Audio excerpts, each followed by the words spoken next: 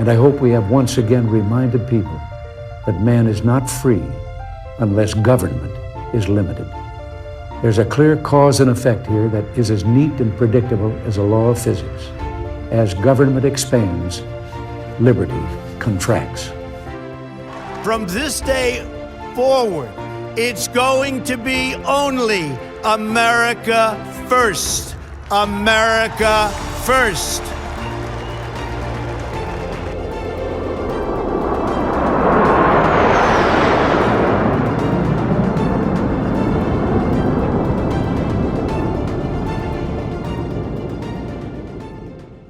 The Liberty Podcast is brought to you by Proven Arms and Outfitters, specializing in rifles, pistols, tactical gear, and more. Learn more at ProvenOutfitters.com.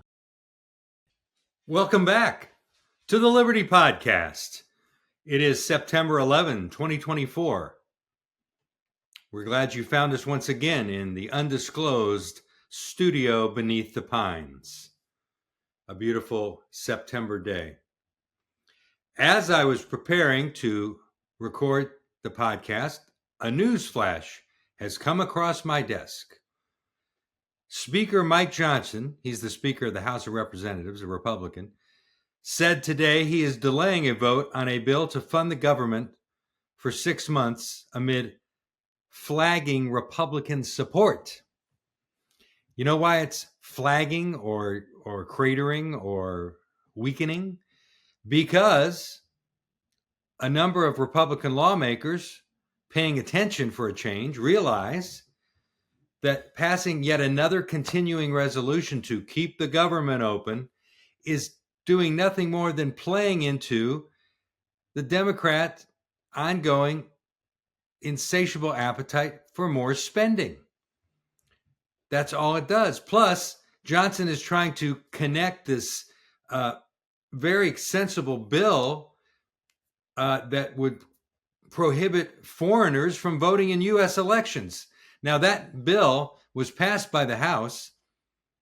Instead of tying it to a continuing resolution and trying to convolute the economy with voter integrity, we need to force the Democrats to own the fact that they don't want to stop foreigners from voting in our elections.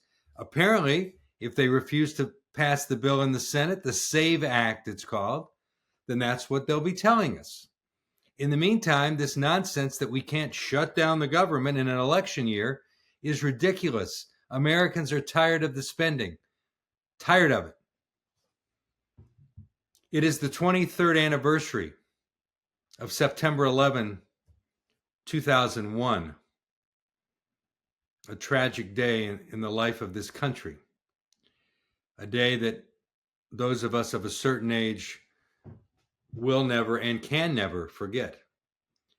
A day when Americans' willful ignorance of the growing jihadist threat around the world arrived at our doorstep, arrived in the form of large commercial aircraft hurtling through the skies into each of the towers that made up the World Trade Center in New York City, into one side of the U.S. Pentagon in Washington, D.C., and into a field, an open field, thankfully, in rural Pennsylvania. That plane destined for another target in Washington, D.C., presumably the U.S. Capitol or the White House. That plane taken down by patriots who stormed the cockpit, responding to the cry of one brave man who said, "Let's roll." And they commandeered that airplane, a Boeing 757 operated by United Airlines, Flight 93. And unfortunately, they crashed and died and burned that fateful day. But so did 3,000 other innocents, mostly in New York City, mostly in the towers. Rather than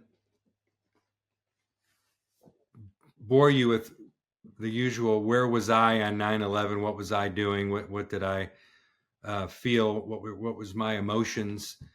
We all have those stories. We share them with one another this time every year. I will say that it's now an event that happened long ago enough, 23 years, nearly a quarter of a century later, that one thing I do remember for sure, and many of us will remember this, what did we do as soon as we heard the news? We went straight to what network? CNN. That was the news source. That was the reliable cable news network where you went for wall-to-wall coverage of big events. And this was as big as they get, 9/11. And there we sat in our homes, awestruck, hour after hour, disbelieving what we were seeing, watching the replays of the towers collapsing, watching the innocent people in New York City surging through the streets in a state of panic, really not knowing what to do. An author captured the tragedy of that morning very well and very concisely, and I want to share with you the words of Lawrence Wright, who wrote a Pulitzer Prize-winning book called The Looming Tower in the Aftermath of 9/11. Lawrence Wright. The cloudless sky filled with coiling black smoke and a blizzard of paper, memos, photographs, stock transactions, insurance policies, which fluttered for miles on a gentle southeasterly breeze across the East River into Brooklyn. Debris spewed onto the streets of lower Manhattan, which were already covered with bodies. Some of them had been exploded out of the building when the planes hit. A man walked out of the towers carrying someone else's leg. Jumpers out of the towers landed on several firemen, killing them instantly. The air pulsed with sirens as fire houses and police stations all over the city emptied, sending the rescuers, many of them to their deaths. FBI agent Steve Bongart was running toward the towers against a stream of people racing in the opposite direction. He heard the boom of the second collision. "There's a second plane," someone cried. Lawrence Wright, 9/11. From reporting days later by Ian McEwan on September 15th, 2001, a San Francisco woman left her last message to her husband on the answering machine at their home. A TV station played it to us while it showed the husband standing there listening. Somehow he was able to bear hearing it again. We heard her tell him through her sobbing that there was no escape for her. The building was on fire and there was no way down the stairs. She was calling to say goodbye. She said it over and over again before the line went dead. And that is what they were all saying down their phones from the hijacked planes and the burning towers. There is only love and then oblivion. Love was all they had to set against the hatred of their murderers.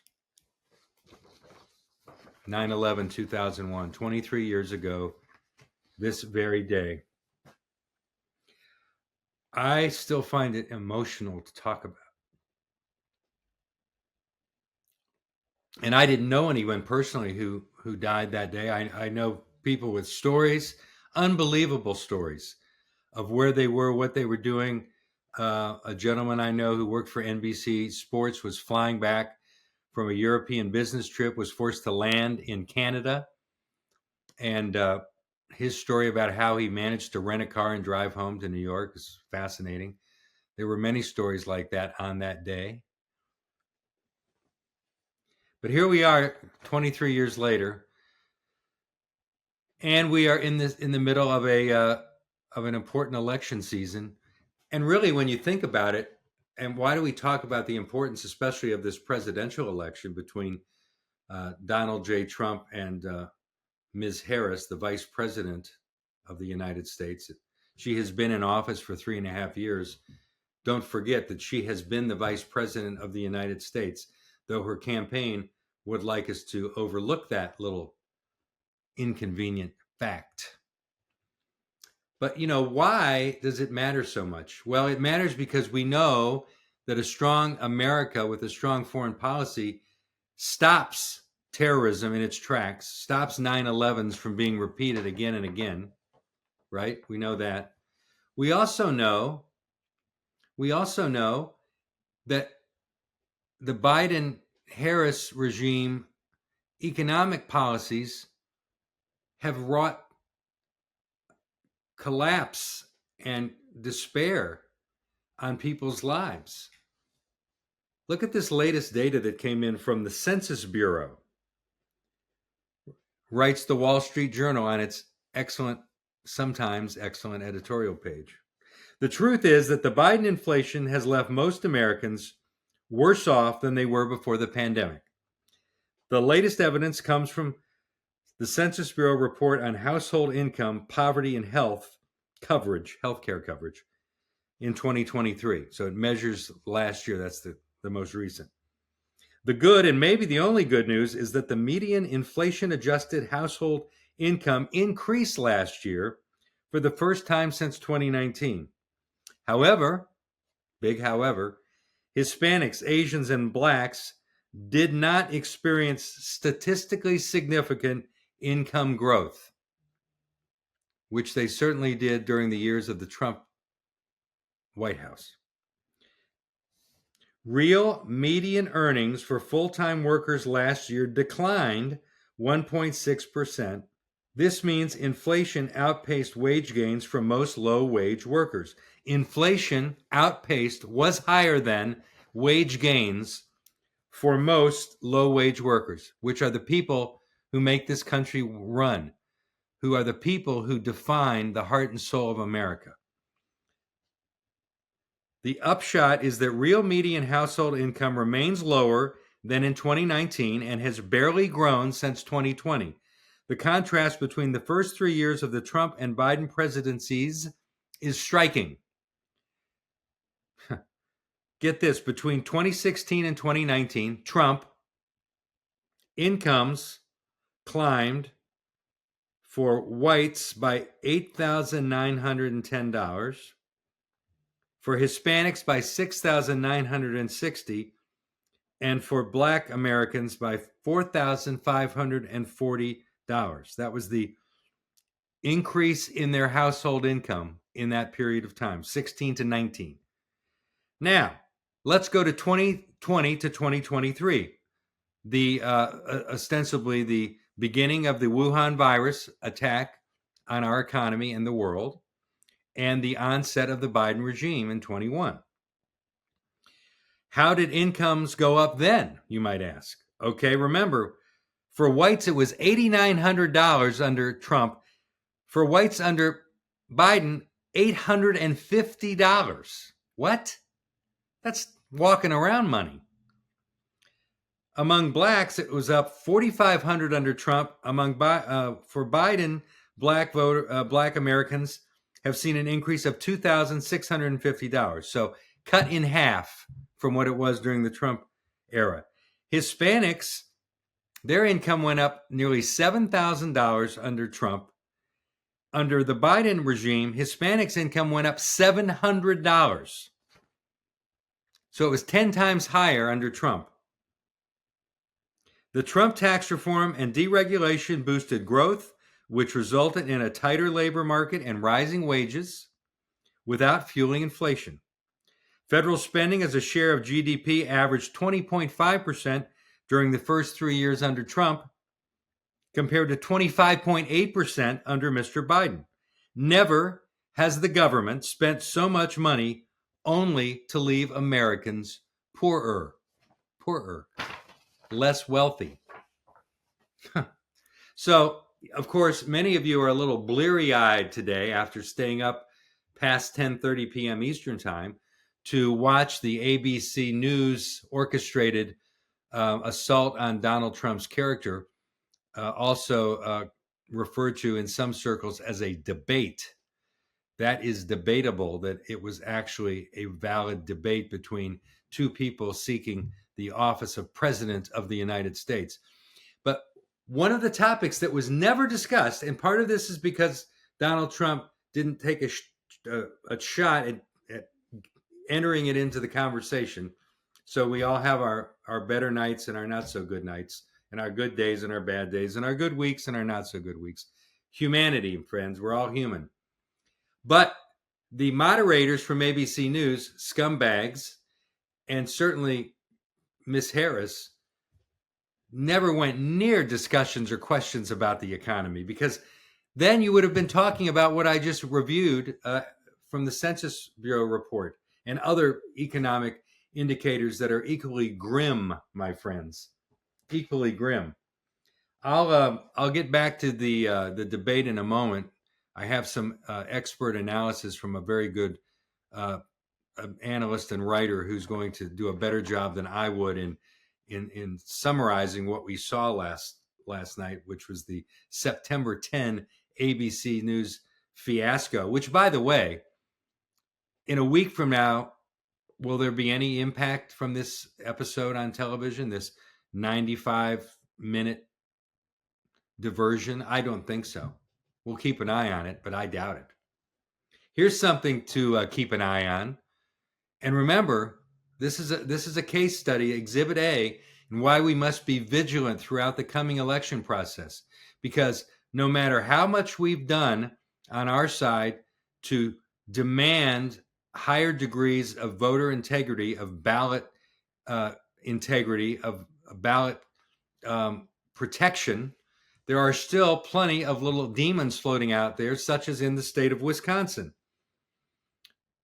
Reported September 10th by Breitbart, a loophole in Wisconsin election laws poses a significant risk to election integrity. Get this, more than 140,000 Wisconsinites, also known as cheeseheads, they like it that. They like that. They don't consider that insulting. More than 140,000 Wisconsinites can vote in the 2024 election without proving their identity. Get this again, without proving their identity by self-identifying as people who are, quote, indefinitely confined. This is from a new report by the Wisconsin Institute for Law and Liberty. Through the loophole, voters can receive an absentee ballot indefinitely without ever showing an ID. 140,000 people. Now, in the swing states in 2020 combined, Trump came up short by 42,000 votes. Okay, so if even a fraction of these 140,000 ballots absentee in Wisconsin are fraudulent, once again, we can see the potential impact on the final results. The indefinitely confined exception has skyrocketed since 2016. Really? What a shock. In 2016, approximately 66,000 voters registered under this status, meaning indefinitely confined and not required to provide an ID. In 2020, amid the pandemic, the number shot up to 265,900. Wow. So really exploited, of course, in 2020, not a surprise. So, I wonder how the Biden regime managed to come out ahead in the election in 2020. You got to wonder, huh? Joe Biden defeated Donald Trump in Wisconsin by just over 20,000 votes in a swing of around 48,000 votes to Democrats from the 2016 election. Oh, I wonder how that happened.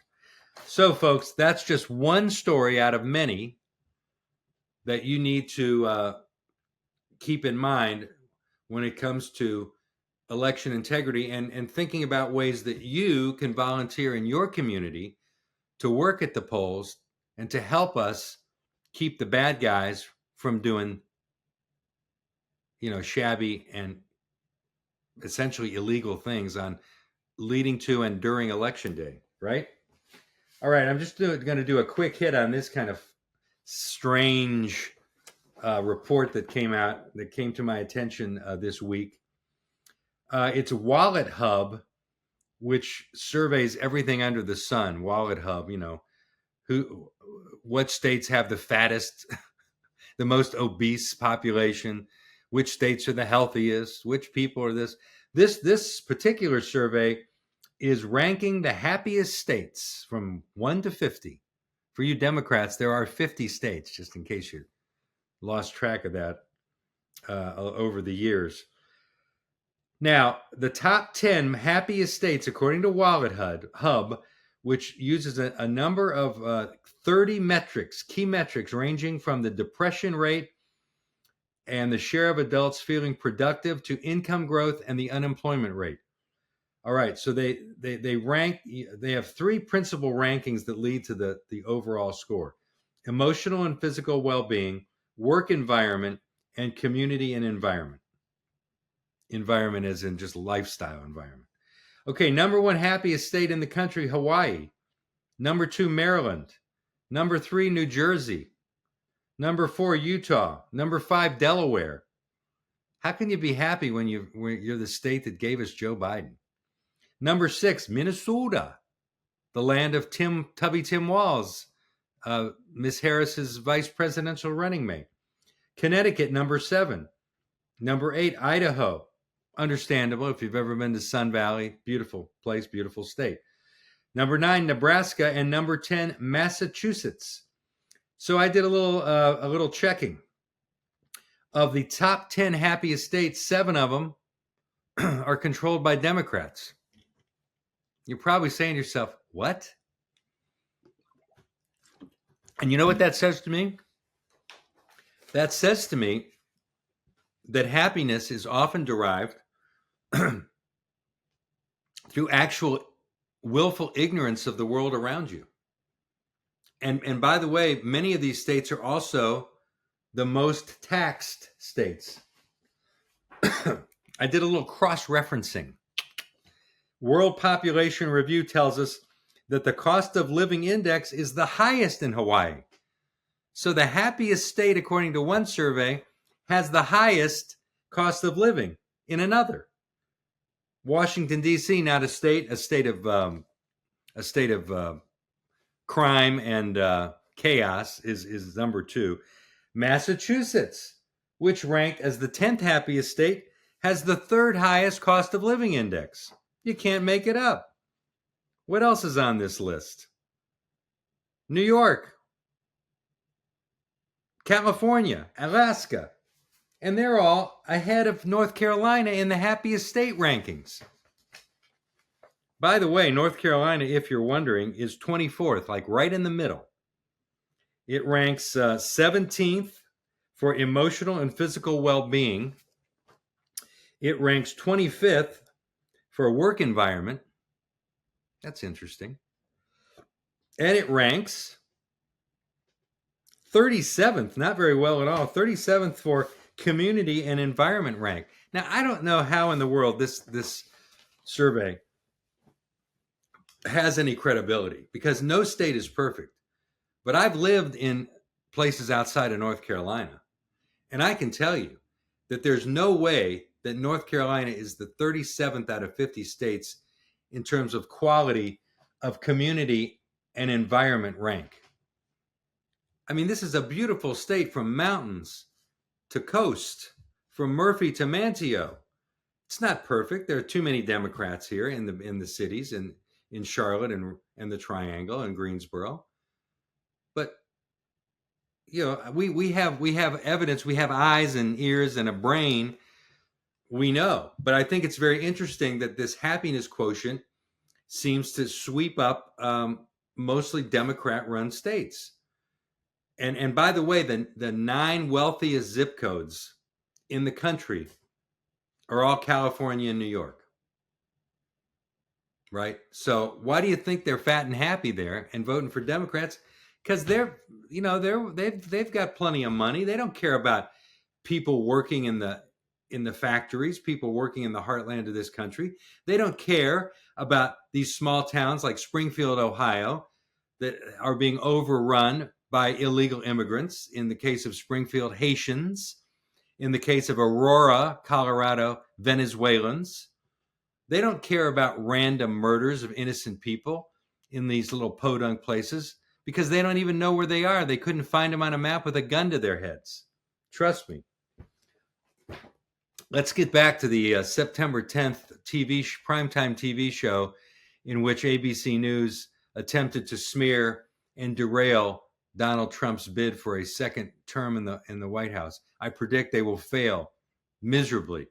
Victor Davis Hanson, one of the great cultural observers and authors of our time. This is his hot take off of the September 10th debate. Here we go. He writes, Harris came out calm, exceeded low expectations. Good way to put it. Repeated well her memorized talking points, avoided until the last 20 minutes her trademark word salads, and repeatedly baited and incited an increasingly angrier Trump. But she never honestly would or could reconcile her past and antithetical present positions on policy, things that matter. Nor could Harris explain why she simply did not implement her visions either during the last 3 years or that she would do so in the next 5 months while she's still vice president and probably actually president, given the state of Joe Biden's mental acuity. An irritated Trump started well and ended well. She, in between, calmly and successfully at times baited and got Trump's goat.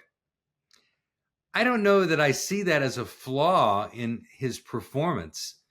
I think I see it as a natural reaction to being subjected to more criticism of things you never said or did, unearthing the narratives of the last however many years that the media has tried and failed to assign to Donald Trump. But all of that will neither matter nor be recalled, writes Victor Davis Hanson. The debate will instead be remembered as a 3-on-1 pile-on, given the unprofessional and biased team of ABC moderators David Muir and Lindsay Davis, who is dressed like some kind of a high-priced attorney for the prosecution. The gray pinstripe, peaked lapel look. She looked like a bulldog attorney to me. Writes Hanson, rather than refuting pre-debate fears that their past anti-Trump biases would warp the debate, they only confirmed them. Often their disruptive fact checks of Trump were simply wrong, such as their preposterous claim, get this, that no states allow partial birth or late abortions where the viable baby is terminated, when, in fact, at least 6 states put no limitations on any abortions. And that little Lindsay in her pinstripe suit jumped in mid-debate to tell Trump that he was incorrect about the ability to perform post-birth abortions. Lie. Meanwhile, there was no scrutiny for Harris on how she came to win the nomination without winning any elected delegates, or her last person in the room on Afghanistan boast. She said, I was the last person in the Situation Room with President Biden when we decided to leave Afghanistan and $80 billion worth of equipment. Or if she wished to retract any of her inflammatory past statements, such as bragging that the deadly 2020 demonstrations would not and should not stop. Remember? Cities were on fire like her running mate's Minneapolis. She said they should not and would not stop. Or her tweets to help bail out violent 2020 rioters. She wanted them to be free of any bail requirements to be released from prison. Or her lie that the Border Patrol whipped immigrants in the manner reminiscent of slavery and the Klan. Or her boast that she was a radical and woke. She did say that, has said it. Instead, Muir and Davis of ABC only asked Trump about supposedly controversial past statements. So, the real story was how ABC's moderators ruined the debate, their own reputations, and their network's brand. I think that's an excellent point to make because, remember, there's the assumption of the left and of the networks and the media writ large is that most Americans are really unintelligent and very sponge-like and are sitting there slack-jawed and glassy-eyed waiting for the networks and the moderators in this debate to tell them what to think, how to feel, and how to vote. And it just doesn't work that way in the real world. Sorry, you lose again. I was going to read some blathering from local columnist William Shaw in the Pilot. He writes this ridiculous column saying that all of the concerns that Republicans express about the economy, about the invasion at the southern border, about crime in our cities, about the lack of law enforcement, defunding of police, that all of that stuff is nonsense. Because guess what? He took his dog for a walk in Pinehurst and he wasn't mugged and he didn't see violence in the streets and he saw people shopping in the stores. He said, I was disappointed. I expected to see at least one shooting or mugging or at least one gang of third world marauders terrorizing the tree-lined streets and the good white people of Pinehurst. Alas, no. So he's mocking the many Americans whose lives have been upended and in some cases terrorized by the conditions across this country, increasingly in both small working class towns and large cities. This idiot, given free rein in the Pilot to willfully ignore the reality on the ground for many Americans in this country right now, today, on September 11th, on the 23rd anniversary of the terrorist attack on this nation. Ladies and gentlemen, before we go out the door on this Liberty Podcast episode, I want to remind you that you will have an opportunity to remind people like William Shaw that this is Trump country in Moore County, and we're standing with our patriot, and we're going to make this country great again. You can do that. You can demonstrate your support this coming Saturday, September 14, by joining the Trump train through Moore County. It will not be locomotives. It will be vehicles, automobiles, trucks, and motorcycles assembling at 9:30 a.m. off of Highway 1 in Aberdeen in the large parking lot next to the Big Lots retail store. So go to the Big Lot in front of Big Lots. You'll remember that. See, I made it easy for you. Assemble at 9:30 a.m. The vehicles will be decorated and lined up, and they will roll out at the appointed time thereafter. The folks coordinating this at the Moore County Republican Party have figured out where they're going. All you have to do is show up with your shiny, beautiful, gas-guzzling car and follow them down the streets all around Moore County to make heads explode on the left and to remind everybody that we are counting down to, only about 50 days to Election Day, November 5, and nearly a month to go until the start of early voting on October 17th. This is the time to be visible, to be vocal. This is the time to get out the vote, to use your sphere of influence to get your friends and neighbors and loved ones and fellow church congregants registered if they're not already. And then secondly, informed about who's running in the down ballot races that are very important from governor on down. Also, where they can go to vote early from October 17 to November 2nd, and then to know what precinct they're in if they're going to vote on Election Day, where they need to go on the morning of November 5th, which is a Tuesday because we vote on Tuesdays every 2 years in this great country. Ladies and gentlemen, thank you once again for joining us on the Liberty Podcast. Make sure you subscribe and share this program with your friends. Let's spread the word. Let's do our part. We'll see you right here again next time.